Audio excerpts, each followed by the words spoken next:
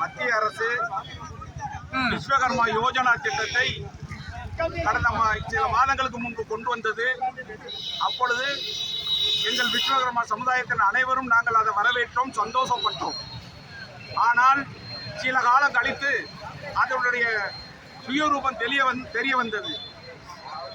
சமீபத்திலே மரியாதைக்குரிய மாண்புமிகு நிதியமைச்சர் நிர்மலா சீதாராமன் அவர்கள் கோவை செய்தியாளர் சந்திப்பிலே 18 வகை தொழில் செய்யும் யாராக இருந்தாலும் விஸ்வகர்மா அப்படிங்கிற ஒரு அழுத்தமான ஒரு பதிவு செய்தார்கள்.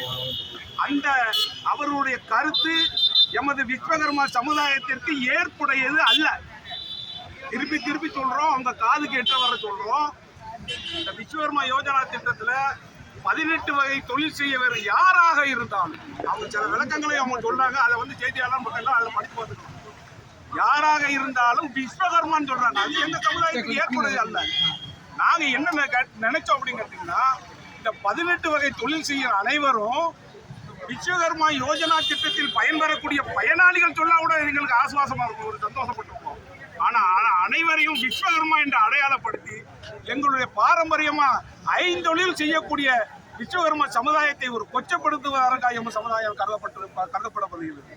ஆயினால் இந்த நிலையை மாற்றி மரியாதைக்குரிய நிர்மலா சீதாராமன் அவர்கள் இந்த கருத்தினை மாற்றி எங்கள் சமுதாய மக்களுக்கு ஒரு விளக்கம் கொடுப்பதை நாங்கள் எதிர்பார்த்து காத்து கொண்டிருக்கின்றோம். அதில் தயக்கமோ ஒரு கௌரவமோ பார்த்தார் என்றால் வருகின்ற தேர்தலிலே அதனுடைய வெளிப்பாடு தெரிய வரும் என்பது எங்கள் சமுதாயத்தில் 100% பாரதிய ஜனதா கட்சியில் நாங்களாம் இருக்கோம். ஆனா அந்த மரியாதைக்குரிய பாரதிய ஜனதா கட்சியுடைய தலைவர் அண்ணாமலை அவர்கள் வீதியா தெருவா வீடா வந்து பாரதிய ஜனதா கட்சியினுடைய சதவீத ஓட்டு கூட்டினாங்க. அதெல்லாம் நாங்களும் சந்தோஷப்பட்டோம். ஆனா இந்த அவருடைய உழைப்பெல்லாம் வீணாக்கி ஒட்டுமொத்த உழைப்பையும் அந்த அம்மா நிர்மலா சீதாராமன் சல்லியா உடைச்சிட்டாங்க. ஆனா இனி வரும் காலத்துல எங்க சமுதாயத்தின் மேல மத்திய அரசும் அரசியல் கட்சிகளும் இதை கவனம் செலுத்தி எங்க சமுதாய மக்களுடைய கோரிக்கையை நிறைவேற்றணும். அதுபோக ஜாதி வாரி கணக்கெடுப்பு கண்டிப்பா நடத்தியே ஆகணும். இவங்க அவங்கள சொல்றது மத்திய அரசு மாநில அரசு சொல்றது நாங்க என்ன கேனப்பைலா? ஜாதி வாரி கணக்கெடுப்பு நடத்தினாதான் உள்ள நிலவரம் தெரியும். அப்ப இப்ப உளி சுத்தியில் எடுத்தாங்க, அவ்வளவு பேருமே விஸ்வகர்மான்னு சொல்றாங்க. அது எந்த வகையில் நியாயப்படுத்த முடியும்?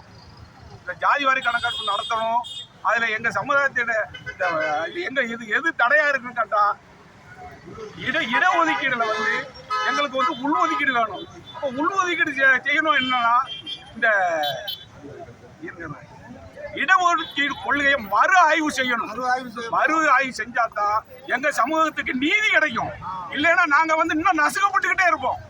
நீதி கிடைக்கிற வர ஜாதி வாரி கணக்கெடுப்பு நடத்தி எங்களுடைய சமுதாயத்திற்கு நாங்கள் பாரம்பரியமா ஒரு தொழில் செய்கிற சமுதாயம் நல்ல அக்கறையுள்ள அனுதாபம் உள்ளவங்கன்னா நீங்க இடஒதுக்கீடுல மட்டும் நீங்க எங்க சமுதாயத்தை திரும்பி பார்த்தா மட்டும்தான் பொருளாதாரத்தில் நாங்க மேம்பட முடியும். இடஒதுக்கீடுகளையும் மறு ஆய்வு செய்யணும். அதுல அப்படின்னா அதிகபட்சமா தமிழ்நாடு ஃபுல்லா ஒட்டுமொத்த விஸ்வகர்மாவும் சென்னையை நோக்கி நாங்க பயணத்தை தொடருவோம். சென்னை கவர்னர் மாளிகை ஒரே ஒரு செய்தி மட்டும், இந்த மத்திய அரசுல இந்த கிருமி லேயர்ல உயர்த்தணும்னு பார்க்காங்க. 8 லட்சத்தை விட்டு அதிகமாக்கணும்னு பார்க்காங்க. இந்த 8 லட்சத்தை உயர்த்துல கிடைக்கிறதும் போயிடும். எங்களுக்கு விஸ்வகர்மா சமுதாயத்துக்கு கிடைக்கிற வேலை வாய்ப்பும் பறி போயிடும். அதனால மத்திய அரசு எக்காரணத்தை கொண்டும் கிருமி லேயர் 8 லட்சத்தை உயர்த்தவே கூடாது. அப்பொழுது எங்க சமுதாயம் உயர் வரும். மாறி நாங்க பட்டறையிலே வேலை பார்த்து நாங்க பட்டறையிலே சாகணுமா? எங்களுக்கு அந்த பச்சை கையெழுத்து போடுறதுக்கு எங்களுக்கு அருகதை கிடையாதா? கூடி சீக்கிரம் இதுக்கு மத்திய அரசு மாநில அரசு முடிவெடுத்து ஜாதி வாரி கணக்கெடுப்பு நடத்தணும். அதுல எங்களுடைய விகிதாச்சாரம் தெரிய வரும். அந்த விகிதாச்சார அடிப்படையில் எங்களுடைய மக்கள் பிரதிநிதி MP MLA விகிதாச்சார அடிப்படையில் எங்களை தேர்ந்தெடுங்க. நாங்களும் எங்களுக்கு அதிகாரம் இருக்கு. நீங்க மட்டும் இந்த அதிகார பசியில ருசிச்சுக்கிட்டீங்கன்னா நாங்க என்ன கேனப்பையலா? அதனால வருங்காலத்துல ஜாதி வாரி கணக்கு எங்களுடைய சமுதாயம் மேம்படுறதுக்கு அத்தனை அரசியல் கட்சி முன் வரணும். அதை தவிர்த்து இவங்க கடக்கா நமக்கென்னு இருந்தீங்கன்னா அதனுடைய வெளிப்பாடு தேர்தல் காலத்து பதிலடியா கொடுக்கப்படும். பேர்